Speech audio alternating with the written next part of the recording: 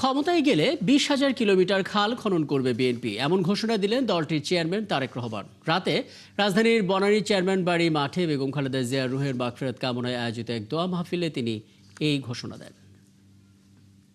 আপনারা নিশ্চয়ই প্রায় প্রত্যেকেই কম বেশি দেখেছেন বুড়িগঙ্গা নদীর পানিটা একদম কালো হয়ে গিয়েছে, এবং আমি একজন এই ব্যাপারে এক্সপার্টিস আছে বেশ কিছুদিন আগে কথা বলছিলাম। তা আমি তখন ওনাকে জিজ্ঞেস করলাম যে কিভাবে সমস্যাটার সমাধান করা যায়। পাশ দিয়ে গেলে খুব ভালো স্মেলও হয় না বুড়িগঙ্গা নদীর পানি থেকে।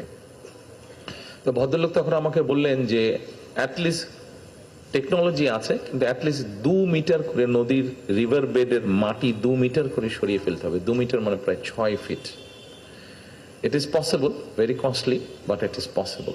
আই হ্যাভ এ প্ল্যানের একটি অংশ হচ্ছে যে আমরা আগামী 12 তারিখে যে নির্বাচন, এই নির্বাচনে ইনশাল্লাহ বাংলাদেশ জাতীয়তাবাদী দল সরকার গঠনে সক্ষম হলে জনগণের ম্যান্ডেট নিয়ে আমরা সমগ্র বাংলাদেশে 20,000-এর মতন কিলোমিটারের মতন খাল আমরা খনন করতে চাই।